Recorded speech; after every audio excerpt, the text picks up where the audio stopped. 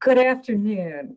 And we first would like to send a very, very warm welcome to all of you who are connecting with us via this webinar. I am Margaret Cooley, Director of the Eckerd College Leadership Development Institute, and I'm joined virtually by my partner, Joe Corella, Senior Faculty Member and Custom Solutions Lead.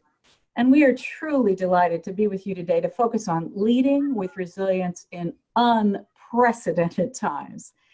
And I can't say often enough that this is a first for all of us. Not one of us is a veteran of leading through a global pandemic, so we are all in this together. And I'd like to start out with the goals for this conversation. So first and foremost, I want us to recognize together just how very essential it is to build our capacity for resilience right now. And shortly, you're going to engage in a breakout conversation. We hope that that will help to create a climate of support and connection, because after all, we human beings are hardwired for connection, and we have way too little of that right now. You're going to learn tips for enhancing resilience in 4 different arenas: physical, mental, emotional, and inspirational. And finally, it is our deepest hope that you will select at least one tip to plug into your life immediately following this webinar. And if you do that, we will feel successful.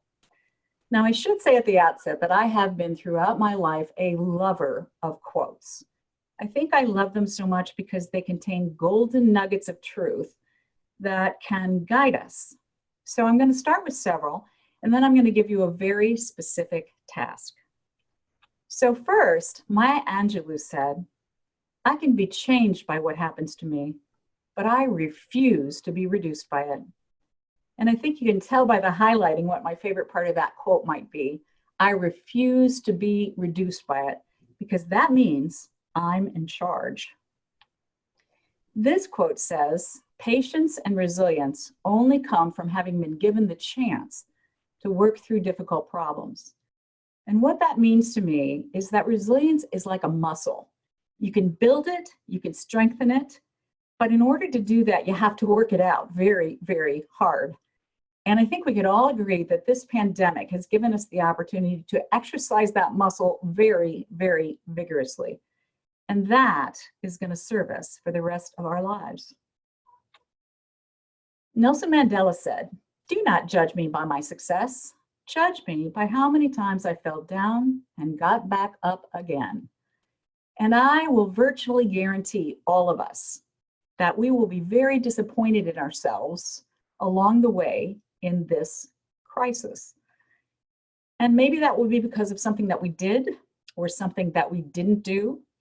But we're encouraging you not to wallow in that, to be very, very gentle with yourself and get back up again. Because it's not this adversity itself that will so much determine our lives moving forward, but it is our reactions to that adversity, and our reactions are under our control. And finally, my barn having burned down, now I can see the moon. Let's face it, folks, this is a very, very tough time. We are scared and we are grieving the loss of our normalcy in our everyday lives. But experts would agree that when we power through even the darkest of adversities, we learn, we grow, we gain new insights, we gain pearls of wisdom, if you will. And those pearls can actually be beautiful. So here's your task. You're going to create your own North Star. And here's how we suggest that you do it. We're going to give you a couple of minutes to jot down 3 or 4 adjectives which you would most like to have people use to describe you on the other side of this crisis. And there will be the other side of this crisis. So let me use me as an example. I have written down empathic, because after this is over, I would really like for people to say, Margaret was empathic throughout. And I wrote down level-headed. I'm not sure I've reached this one yet, but I don't want to be easily triggered. I don't want to lose my cool, because that would just spread negative energy. I wrote down committed, because I'm committed to others and to the health of our organization. And I wrote down playful because I absolutely refuse to lose my sense of humor. And you know what I do with these words? I have them in front of me in my line of vision at all times. So when I jump on a Zoom call, when I have a difficult conversation, these words actually guide my behaviors. So I'm going to give you a couple of minutes to write down yours and to reflect upon this question. Which of these adjectives is most difficult for you to display consistently? And then after you've written those, in a couple of minutes, Joe will come on and tell you how we're going to organize the breakout rooms.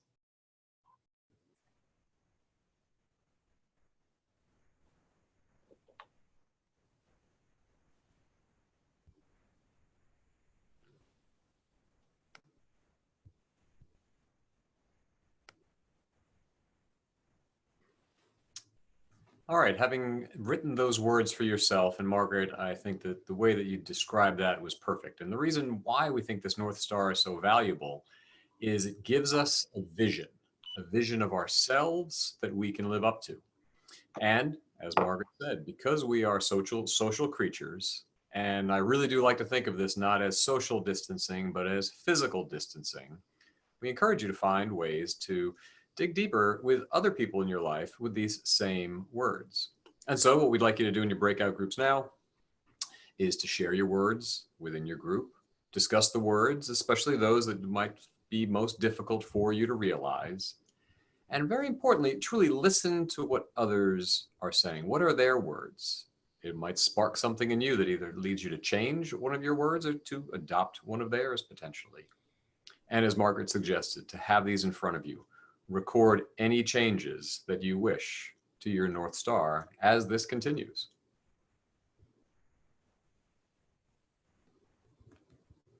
Now we're going to move to physical resilience. And I want to start with the first and foremost, most important part of physical resilience is sleep. During these difficult times, it can be stressful. There can be a lot on our minds. It might be a little bit more difficult to calm your mind. But what you'll find, especially from the mental resilience activities, is that there are opportunities for you to help calm your mind, slow yourself down, and to make sure that you get that restful night's sleep. 7+ hours is a good number to consider. And having that allows our bodies to be able to process the stress hormones and all the things that happen throughout the day. The benefits of sleep are documented so many different places. I'm sure you will find many of those, but we want you to think about that first and foremost. And now, so oftentimes when we think of physical resilience, I know we also think about it being about exercise. And if you're like me, I don't really like exercising. And when I hear exercise, it can have this burden to it. And so what we encourage, and I encourage you to do, is not necessarily think of just exercise as building physical resilience, but movement. And the brisker we can be, the better we are able to have the physical activity reduce our stress hormones. So what I'm going to encourage you to do is to think about what are the ways in which you can challenge yourself or challenge others as well. I know that my daughter, who is in 6th grade, she and her friends have realized they are sitting down so much more now than they typically would. And so what they decided to do is have a Fitbit challenge. How many steps can you get in a week's period of time? And so just the fact that they're connecting like this, they can joke about it, it provides that social connection along with some physical resilience being built. Do the same thing with friends and family. Find ways to be able to either do a steps challenge or some workout challenges, anything that we've been saying, I never had time for that before. Well, at least the time saved and commute allows us to consider ways to move more. So get your family and friends involved in some way. And there are plenty of them that are on social media. There are yoga classes. There are stretching opportunities. There are workout activities. Use social media, if nothing else, to be able to find ways to push yourself to move more than you had. And in fact, even while I'm talking to you, no reason to be sitting down necessarily. Why not stand up? Why not stretch? Use an exercise band if you have one of those, or order it on Amazon. Find ways to be able to get movement into your day in ways that you hadn't before. And then one little story I'll tell you about myself and friends that we have in the street. Thankfully, we have dogs, and we, with the benefit of the nice weather in Florida, I know this is not possible for everywhere and everyone in the nation at all different locations, but being able to go outside and go on that walk. We've actually called it a sip and stroll. We've labeled it. So there's the sense of connection with these friends of ours. While we are maintaining social distance and they live right down the street, we are maybe enjoying an adult beverage as we walk a little longer our dogs and enjoy both the outside. You know, there's something about what's called green exercise, which is just being outside physically and in space. And we encourage you, as the weather's changing for you, no matter where you are in the nation, to be able to enjoy some of the outside activities. So going a little bit further, this maybe give you an opportunity to have some time. Again, with this notion of movement as opposed to exercise, there's this great book by Joan Vernikos that I would encourage you to read. And it's brief, but it's good. It gives you lots of other tips. Sitting kills, moving heals. Let's consider ways in which we can move more. And now that we do have more time on our hands and we don't think of time as being the barrier, and even if you still have a very busy activities and it's not like you have as much time as you would like, there's the Johnson & Johnson 7-minute workout that I would encourage you to download as an app. And it has a variety of different levels of intensity that can enable you to be able to be at your physical best. Now, would be remiss if we didn't talk a little bit about the food that's being put into us. I've got a good friend of mine who once asked my wife for, he was staying with us and he was hungry and asked if he could have something to eat. And her, of course, response to him right away, because of what food means to her as an Italian who grew up in Mexico, her first reaction was, "What can I make for you?" And his reaction was protein, which is still kind of dumbfounding to me to this day. But his view of food was that it's fuel. And in some ways, it might be useful for us to consider that as well now, is are we putting inside our bodies what we need to be at our best? Because as the joke, I don't know if you've seen this has come through, forget about the freshman 15, these self-quarantine snacks are about to give me the COVID-19. This is what we want to avoid. We want to make sure that we put good food, good fuel into our bodies, as well as treating ourselves to a snack every so often. And then finally, hydration. There's no better way to make sure that we can have full health than remaining hydrated. I know myself, I find it that for some reason, filling up that bottle of water, maybe because I'm moving less during the day, because it's a bit more sedentary, I'm not getting that glass of water. I'm not getting that extra drink in. And so I encourage you to make sure that you remain hydrated and appreciate the benefits of the signs that you might see, the opposite of being dehydrated here. And with that, we're going to move on to Margaret.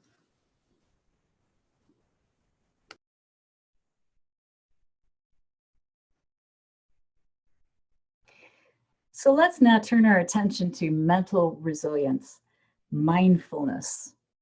And first, let's define it. Focusing on the present moment without judgment. I would like to ask all of you now on this call to exercise that mindfulness muscle and to come here right now. We are connected via this Leading with Resilience webinar. Come here and be present and stay present. I'm going to describe a study to you.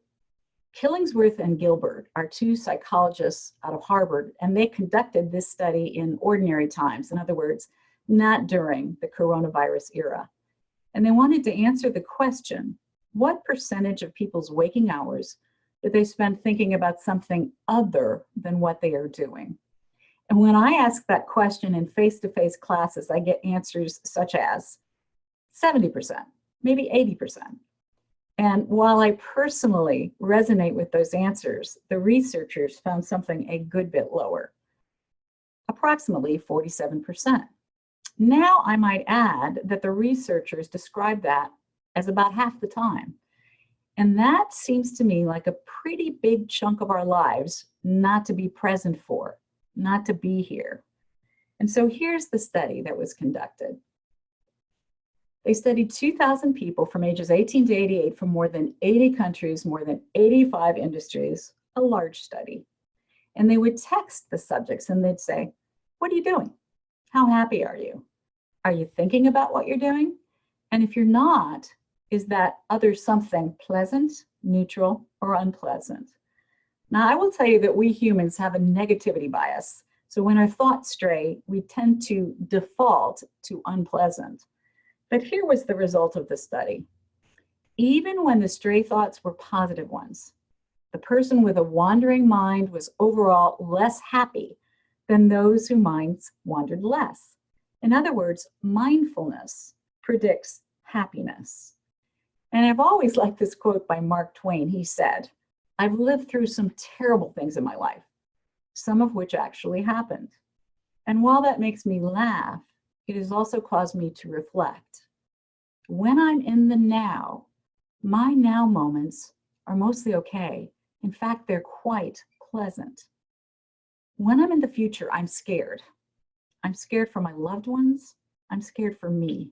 I'm scared for vulnerable people around the globe. But when I'm in the now, I'm okay." And so mindfulness is about thinking about what you're doing when you're doing it, but there are also practices that you can engage in. For example, meditation. Imagine yourself sitting in a comfortable chair, eyes closed for 5 minutes only, focusing on your breath. Take deep belly breaths. You can even say inhale and exhale as you do so. It's better if the exhalations are longer than the inhalations to slow your whole system down. But here's the deal.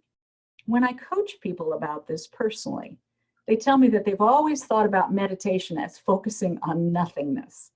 And I say, well, we humans can't focus on nothingness. All of our minds wander. So yours will too. You may be wandering to your to-do list or something else altogether, but your mind will wander frequently. Here's what you do about that. Without criticizing yourself, without saying, oh, I just can't do this. Just simply exercise that muscle and bring your attention back to the breath. Your breath is always with you. It is your home base. Now, if you prefer guided meditations, there are many popular apps that'll do that. Headspace, Insight Timer, Calm.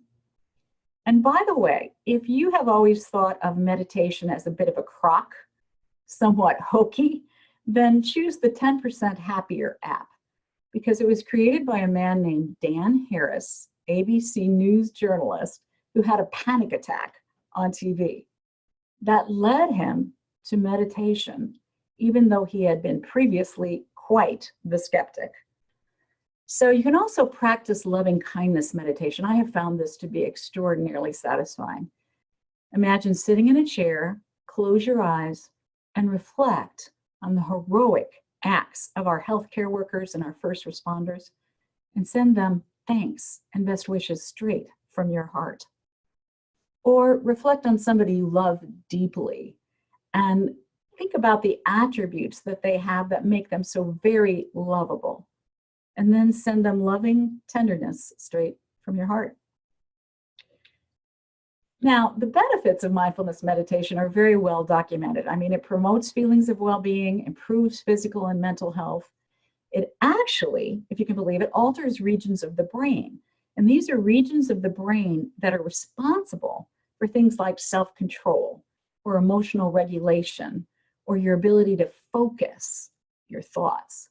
It also boosts your immune system. Who doesn't desperately need that right now? And your willpower.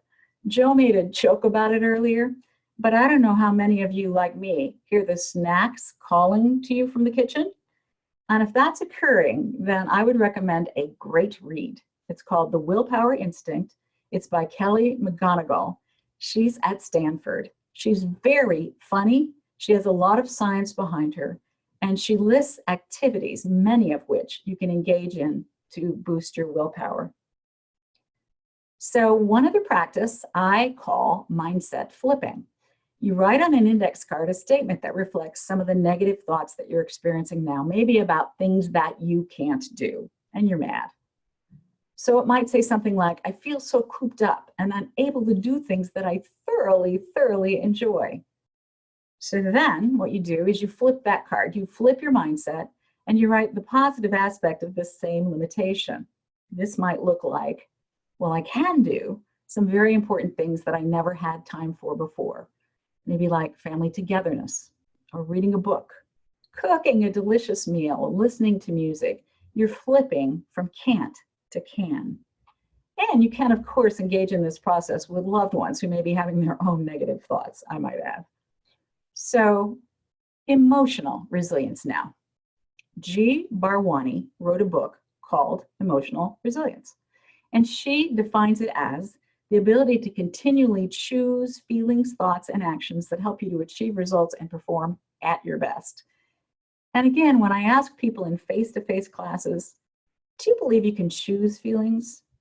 They usually say, well, not so much. They hit me pretty rapidly, but I know I can manage them. And so I ask you this question right now on a 1 to 10 scale, because I love 1 to 10 scales. How effective are you at managing your emotions? From 1, very ineffective, to 10, very effective. And as you now select your number in your mind's eye, do that now, I would venture to guess that there are very few, if any, 10s on this call. We all have a lot to learn. So let me mention a few practices in which you can engage. Number 1 has to be gratitude practice. My husband and I have initiated, actually during this time, a practice every evening. We sit and we take turns sharing 3 things for which we are grateful. Can be very small, can be very, very large. And you can, of course, practice that kind of gratitude with your whole family. You can journal about these things as well. Next, what on earth are we going to do about our negative feelings so that we can untangle and unstick them? Well, the experts say that we need to label them. Rick Hanson, author of a book called Buddha's Brain, says that positive emotions are like Teflon. They simply fall away rapidly, whereas negative emotions are like Velcro. They grip you and they hang on. And so we need to name them because noted author Brené Brown puts it this way: emotions can only take you down from behind. If you allow them to sneak up on you, they can eat you alive. But if you name them, if you label them, it can give you a handle on them so that you can work through them and let them go. Also, you need to savor the Teflon positive feelings. You see your child laughing? Cherish that moment. Embrace the extraordinary beauty of the out of doors.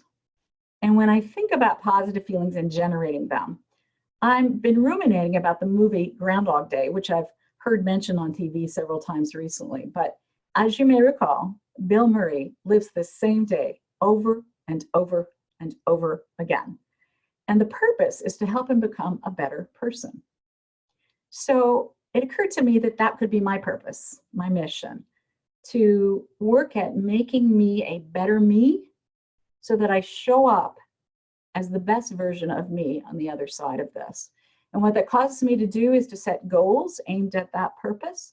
And I'll tell you, the setting and the accomplishing of those goals has been very uplifting and motivating and satisfying. Laugh as much as possible, be playful, tease each other, watch comedies, play games, and reach out to loved ones, FaceTime, Zoom, happy hours. And when you reach out, Brené Brown again, she suggests asking 2 questions on a regular basis. Question 1, name 1 thing that you are feeling, positive or negative. Question 2, name 1 thing for which you are grateful. And I engaged in this process recently on a SIBS happy hour Zoom call, and it was really satisfying. Finally, flourishing is simply not a solo endeavor, says Barbara Fredrickson. And I saw this stat that startled me recently. It said that the strength of your relationships at age 50 is a better predictor of your health at age 80 than your cholesterol levels. I'd say that's powerful. So back to you, Joe. Thank you, Margaret. And that was so very well said. And one of the things you're probably getting the sense of and realizing is that these 4 components that we're describing, physical, mental, emotional, and now inspirational, there's not a fine line between each one of them. They really blend into each other. So much of what you'll see from the mental, as I said, the being able to relax and breathe and focus on your breath can help in the sleep, right? Movement can also help you to have the calm in your body to be able to be more emotionally focused and more present in the now. And so when we talk about inspirational, there are a lot of words that could be put in. This could be spiritual. What we want to focus on is inspirational resilience, that it can mean many things, but specifically purpose. I think it's so important for us to recognize that we as humans are meaning-seeking creatures. And because we're meaning-seeking creatures, the things that we do that keep us alive and vibrant and resilient, able to handle the stressors that come our way, is that we're doing things for a reason and that our purpose is being fulfilled. This Churchill quote captured, and also, I'm sorry, focus on our why. Why am I doing this? In fact, just the ability to have this webinar right now, it helps me to fulfill my purpose as a clinical psychologist who loves working with executives and athletes. The distance I have now from people is one of the things that makes it feel harder, so that when I can do things like this, I feel more fulfilled. I'm fulfilling my purpose, the meaning that I've assigned to my life, to build relationships and to enhance the performance of others in whatever way possible. That's my why. That's my purpose. So truly, thank you for being here and listening to this, because it makes me feel a little bit like I am still doing what I love to do and that it's adding value. And so this is the Churchill quote that I referred to. It's not enough to have lived. We should be determined to live for something. So what is your something throughout all of this? What is your purpose? What is your meaning? Margaret referred to it again there in the emotional resilience, about being a better version of herself and finding new ways to challenge herself. We really encourage you to take a step back right now and jot down, what is your purpose through all of this? Is it related to family? Is it related to work? Is it related to both? Is it related to a variety of different things? And as Margaret referred to, also, there are so many inspirational stories that are out there. One of the benefits I have is the opportunity to work with professional athletes. And when I see them taking on the challenge of hunger during these times, of being able to make donations and to sponsor opportunities for people to have what they need to survive during this, it warms my heart. And I know that the more we can add positivity to whatever we do, it creates that sense of purpose that's out there. So we want you to think about that. So a couple of tips in that way. Again, I do believe that there's more time now than we had before, if for no other reason, the time it takes to get from point A to point B has been reduced. So I challenge you and encourage you to use this as an opportunity to reflect. Purpose and meaning, our why, it doesn't have to be static. It's something that we can adapt and improve upon. It might be something just what we're giving to others in our local community where we are. So take the time to reflect, to consider, how do I want to be throughout all of this? And with that exercise of the North Star, the 4 words, 3 words, that might again actually be your vision, your ability to focus on those things that provides that purpose. Because we are, again, meaning-seeking creatures. Use time to reflect that way. So what meaning are you assigning to all of this? Make sure that you capture it. Make sure that it's clear in your mind. And if we really think about this opportunity to reflect as being meaning-seeking creatures, I think we really are living this book. I'm surprised this is, well, it may very well be, but the sales for this Who Moved My Cheese is going to have probably skyrocket, because our cheese has moved. We have no control over that. So since we have no control over it, how are we going to be able to figure this out? It's a good book to reflect back upon. I love this quote also. The human capacity for burden is like bamboo. I kind of like this because I have bamboo in my yard, and I've actually spent some time providing meaning and purpose in my life by chopping some of it down as it's invading into other areas. But anyway, the human capacity for burden is like bamboo, far more flexible than you'd ever believed at first glance. And so recognizing this in ourselves is essential. We are capable of managing these stresses when we have the right kind of mindset, when we allow ourselves to be in the present, when we move physically, when we manage our emotions, and we have purpose and meaning. And flexible is in fact one of my words. So as we continue to reflect, recognize how you can serve others or other people's service to others. Finding ways that we can do it. And even if it's just sending compliments and appreciation, even those little things make a difference.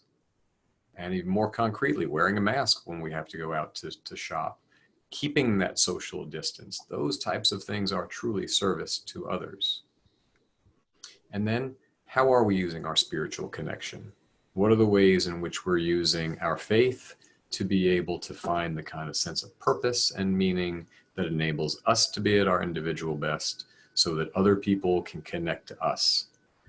Emotions are indeed contagious, and as we can connect and offer things that are positive out to others, it's going to be that much more effective to be at our best.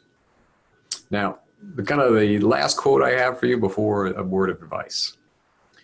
Helen Keller, who I would suggest probably dealt with some real challenges, real crises, things that are significantly worse than what we are dealing with, said, "True happiness is not attained through self-gratification, but through fidelity to a worthy purpose."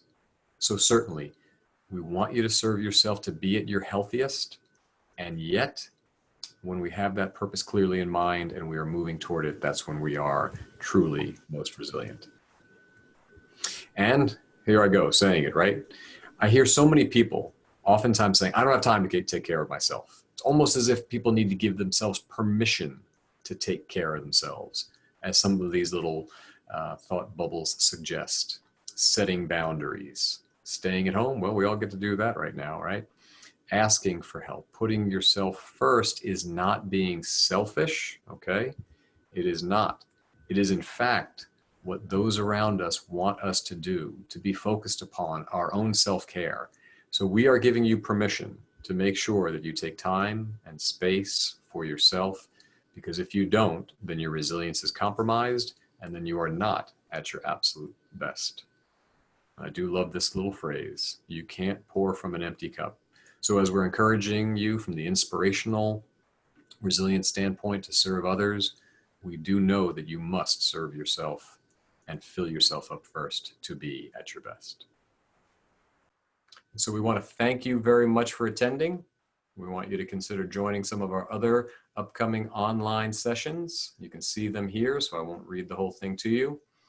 But for Margaret and for Megan and Deborah and Ashley and Wendy and Matt and all the people behind the scenes who did such a phenomenal job helping us to get this together, we hope that you found some value in it. We hope you take some time to build your resilience for yourself, find that purpose, take care of yourself emotionally, be mindful every step of the way, and we look forward to serving you again. Thank you.